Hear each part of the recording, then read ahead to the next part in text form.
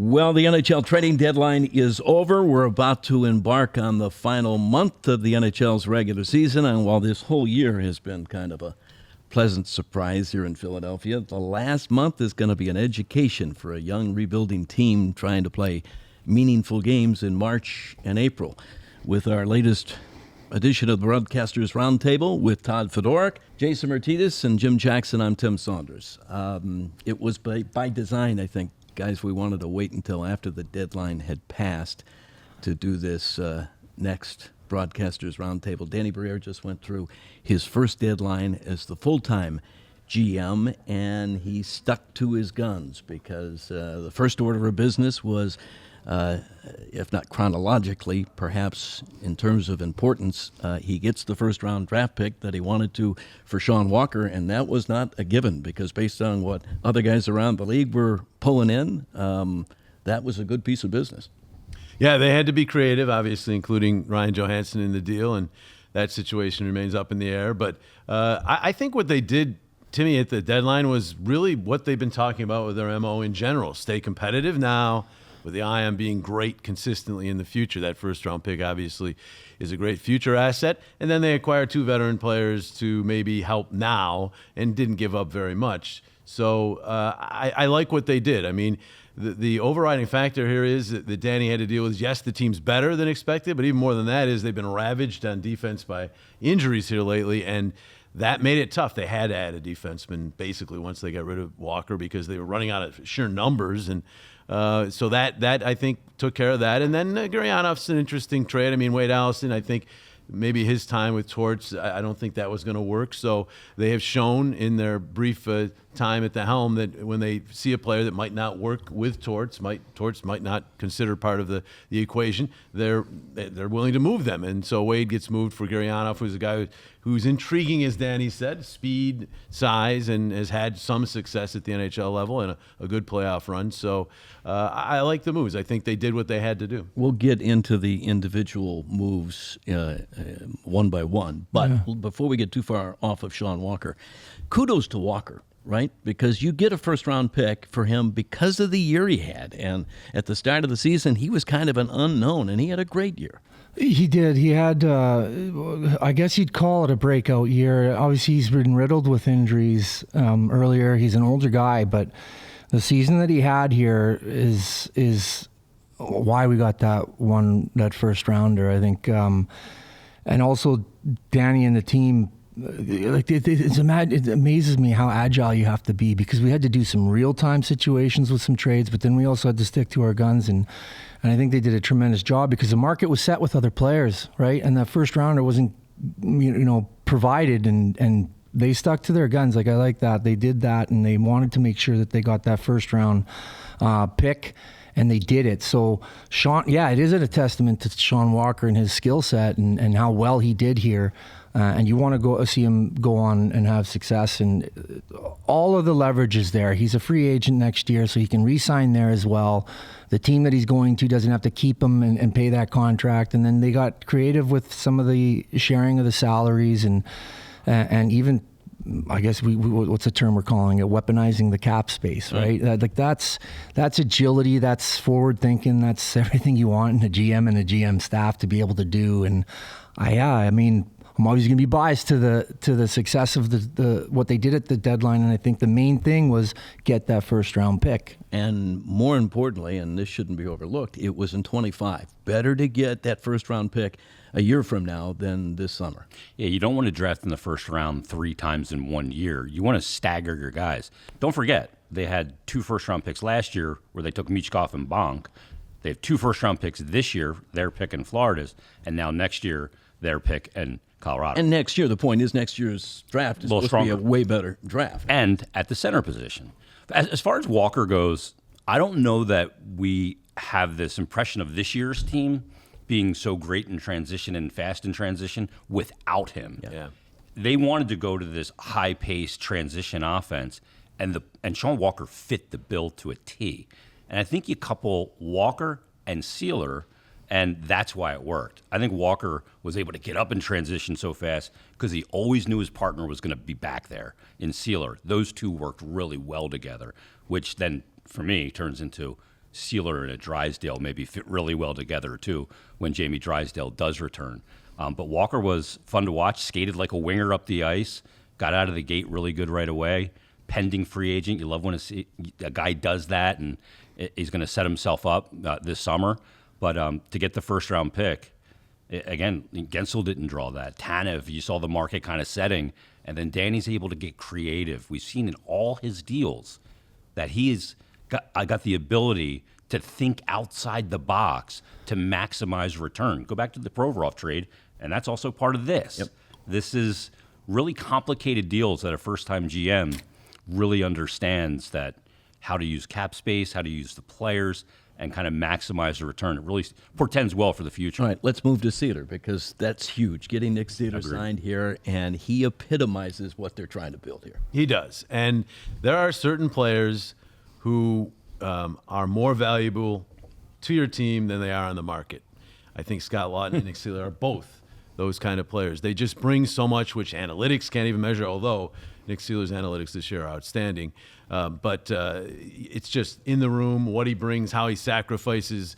I don't know if there's a more popular player in the room than Nick Seeler. I mean, every night just sacrificing is, unfortunately, eventually it got to him, and now he's out for a bit. But he just will do anything to win. He's a great story, obviously, out of hockey, not 3 years ago, and now he's got himself a long-term contract. So good for Nick Seeler, and I think good for the Flyers. Same with not trading Laughton. I think that the same thing there. If they get a third-round pick for Nick Seeler, I mean, really, is that he's so much worth more than a third-round pick when you take everything he brings to the team, and whatever they were getting offered for Laughton wasn't enough either. As Danny said, they would have had to overpay to get him. So those are two, I think, good keeps, even though they're not young players. I mean, they're not old players, but they're in the middle age, moving toward being, the older players. They're going to be veterans as part of this group moving forward. Fridge, when we talk about Nick Seeler, I almost think of kind of a Jekyll and Hyde in a good way. Off the ice, he's as approachable and good a guy. Everybody in the room loves him. On the ice, he's a freaking warrior. Yeah. He's an easy guy to fall in love with as a fan, as a former player. Guys like that, the sacrifice, right? The willingness to sacrifice is so important for hockey players. But the level of sacrifice, it's just without question. And the response, like when you say, what is a Flyer through and through? It's just without thought. If it comes to sticking up for your teammate or getting involved when things go wrong and you have the ability to do that, you do it without thought, without hesitation. And that's what Seeler brings. And it's a trait that I think is unique to the Flyers. We really like guys like that. The organization was built with guys like that unbridled passion for sticking up for your teammate. And those are intangibles. Those are soft skills. Those are things that you can't measure. Those are things that you can only see in the locker room amongst players. And that's what a guy like Seeler, that's why he got that contract. Everybody that's a Philadelphia Flyers fan knows exactly why he got the amount of money that he did for the term that he did. It doesn't matter about his age.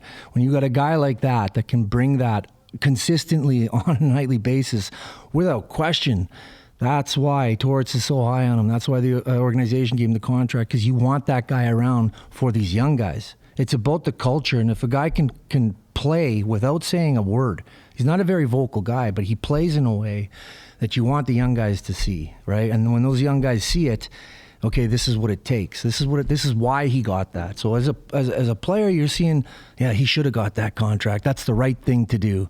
There's so many positives from that signing and the timing of it too. Like he did it, like he's not on the market. We're signing him. That's kind of a push out there. He's not going anywhere. And then I also like what they did with Laughton too. Laughton, he's drafted by us. He's a Flyer. Yep. He was vocal about wanting to be here. He told everybody, I want to stay here. He even raised his game, and you got to think, raising his game not only increases his stock in the market for the trade, which it did. There was a lot of people calling, but it gave Danny the ability to say, you're more important here. That's why he said he was going to overpay, because he did. He changed his game. He started producing more. He started putting more goals in. And I'm not saying he completely re-evolved into a new player. He just upped little areas of his game, and he started producing. So his stock was going up on both sides of it. And And I'm happy that he's still here. I'm happy that he's still part of that locker room, and I think a lot of his teammates are as well as him. Timmy, I think it's important to point out here that I think the fans need to have so much confidence with Danny here, because if an offer had come in, all of what you just said about Scott Laughton is true. Yeah. But if a first-round pick offer or better or some prospect came in, he would have been willing to make that move. Danny he's not set in his ways. It's all about, can he find the best deal for the team? My personal feeling is Seeler and Laughton, their value here was better than anything he was going to get elsewhere. That's the key. Is there's a value of a guy that's widespread thought, but then you have the value of what he is here. There's two values: the open market value and what he means to your team. Right. And like Fred, you know this. When Seeler's blocking shot after shot, sacrificing his body, that value, you see that value on the bench and how the other teammates react to a guy. And it's like contagious because guys are exactly going to feel more compelled to do it. And he protects. He protected Walker. He made him feel bigger. If he plays with Drysdale, he'll make him feel bigger. I think there's just so many intangible aspects of his value. And look, the city's better off for it. He is a good citizen. He's a great representation of this organization. He's a good human being. And he's a guy that goes out there and plays honestly. And he wants to be here, and suddenly that's a bigger issue than it maybe used to be. And more people are going to want to be here. I agree. And that's part of the whole plan, Yes. is make this a destination where players around the league want to be here, and I think guys around the league are starting to recognize that. The other tightrope the Flyers, of course, are walking, and especially at the deadline, we were viewed as sellers, not buyers. They've got young kids they want to continue to work into this. Defensively, certainly, Ronnie Attard and Adam Ginning are both up, but you can't have enough veteran defensemen. Eric Johnson, even though he's the first to say, my best days are behind me, that was a pretty important pickup. Yeah, I mean, they just have to. They've lost not only Sean Walker, but 3 defensemen are hurt. Right. So, just sheer numbers. But even beyond that, if everybody comes back, or at least a couple of them come back, maybe not both Drysdale and Ristolainen, but maybe one of those two comes back, Nick Seeler should be coming back, you still have a right-handed shot veteran defenseman that you add to the mix. So I don't think that's a problem at all. You never have enough defensemen if you do make the playoffs. We've seen that before here and other teams as well, running out of defensemen in the playoffs. So is Sammy Kapanen available? Exactly. Well, right. The last time they went this deep on defensemen. But the thing is, I do feel that I hear all this. They overpaid for Eric Johnson. 4th round pick. I mean, picks are assets, and really, I think the Flyers were starting to see really value the 1st, 2nd, maybe 3rds a little bit, but mainly 1st and 2nd round picks. The rest of those picks, as far as I'm concerned, how many of them hit? I mean, so few. I don't see that as an overpay. 2% of 4th round picks. Yeah, I don't see that as an overpay at all. And intangibles, especially when you got young defensemen that are trying to kind of learn the ropes, the intangibles he's going to bring are going to be invaluable. Yeah, I think the experience that he has in playoffs is a different game, and you need guys that have been there, because look, the last time this team was in playoffs, I think it was 2018-19. I don't know the date, but it bubbled 20. But the bubble. That's normal playoff. The run, bubble. yeah. So the build up, the time of the season right now, this is kind of, you could call it new territory for the group, and it's a lot harder of a lead up into the playoffs. Like, it's going to get real for some of these guys, and you need guys. Yeah, they got to make it. It's going to be. They got to make it. It's not going to be easy. This is all new to that group. Experience is everything when it comes to sticking to it, not staying even keel. You need guys, you need voices in the locker room for that, and that's what he's going to bring. You're not going to see that on the ice. He's already said he's not going to be one of those players that's going to win. He's not a make or break player. But what he's doing in that locker room, there's a couple other guys. You need a couple more than just one voice, and that experience will bode well through even just the lead up to get into playoffs. And then once we get into the playoffs, it's going to be valuable in the locker room. The other addition might be under the radar, but it's really intriguing to me. Denis Gurianov can be a pretty good player. He's 6'3". He's over 200 pounds, skates well. If you can get him to play towards hockey, that could be a really good ad. Yeah, he was a first-round pick. He is a high pedigree player. He's taken 12th overall, so he's well thought of, and the skill set is there. Had a 20-goal season. In 64 games. Yeah, and in the shortened season of 19-20, and then also I think potted 17 points in those playoffs with 9 goals and 8 assists. It has gone away for him a little bit, and you're hoping that the change of scenery and kind of another opportunity to really make a new first impression in this league is what he needs. And if you get that, that's why that deal, to me, it's very low risk for both teams, but it could be possible good reward when you look at Wade Allison and Gurianov. I'm looking forward to watching him play because I think he's the type of body that John Tortorella and his system will put in the right position. And I think the players like to respond. They go, okay, I got an opportunity in front of me. I may not get many more opportunities. He's a pretty young player still. But I'll be real intrigued to watch him down the stretch here. He's got a real opportunity to make an impression and then earn a contract. So as we look at the schedule moving forward, basically we've got 7 games coming up, all against playoff teams. And then afterwards, that changes. 8 of the last 9 are against teams that right now would be out of the playoffs. Let's look at the 7 games, though. Flyers are in the position they're in, frankly, because of how well they've played against good teams, especially on the road. 10 wins over top 10 teams. Yeah. And 6-0-1 against top 8 teams on the road. That's unbelievable. If their winning percentage against the best teams wasn't as good as it is, if it were a negative, you might conclude that, okay, they're not ready. They don't quite match up skill level.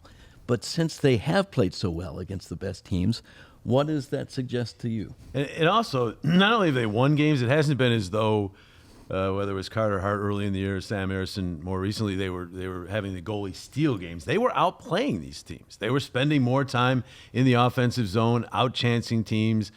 So I think those wins are quite legit too. So I think that's why management felt we got to give these guys a shot, and they acquired the 2 veteran players, and it wasn't just about selling at the deadline. And it does. I think all year this team has kind of proven to us that they belong with the big boys. I mean, there were some big wins early in the year, and they had a dip right before the All-Star break, but came back with some big wins out of it, and just had one in Florida. So they've shown they can play with the best teams, and I don't mean just play by winning the game, because there have been a couple times early in seasons over the last 2 or 3 seasons where they won games. They were 7-3-2, I think 3 straight years, right, to start. Mm-hmm. But it was Carter Hart, or they were stealing games. They haven't been stealing them. They've been outplaying teams. They have the 3rd best shot differential in the league in terms of shots for, shots against per game. I know they're a heavy shot volume team. Not all of their shots are chances. Their shooting percentage is low, but it does mean you're spending quite a bit of time in the offensive zone, and you're not just Katie bar the door hockey here. You're actually outplaying these teams. So I think they feel confident, but it is 7 straight against really good. That's a gauntlet, and you'd like to hope they're going to be a little bit healthier on the back end for that. I don't know if Nick Seeler is going to be back by then. Hopefully some of these other guys. But the bottom line is they're going to have to find a way. And Sam Harrison's going to have to put a recent bad game in the rearview mirror and hope that no more of those pop up, because they don't have any real depth in the goaltending position. So there's a lot of ifs here. I love the fact they're in a playoff spot right now, but the Islanders are charging. And then you've got 2 teams in the other division, if you go wild card, Detroit, Tampa, that are right there. It's not going to be easy. They've been in a playoff position for so long. We're kind of assuming they're going to make the playoffs. They have a lot of work to do, and that gauntlet is really the start of it. If they're able to make it through that halfway decent, then the schedule eases up. I think the next 7 are against teams. 8 of the last 9 are against teams. I worry about them all. And I worry about those 8 of the last 9. I do too. Just because, again, the winning percentage is better against the teams ahead of them than they are. Yeah, you'd like to think at that point, the playoff position and the clinching of one will be available, that the opposition won't be as big a deal, but absolutely that has been kind of a trend. There's a lot of signature wins on this schedule. Go back, Vancouver twice, Winnipeg. Yeah. Winnipeg. I think they beat 3-1 against the top team in the league when they faced them. Exactly, yeah. The top points, and Florida was one of those as well when that came last week.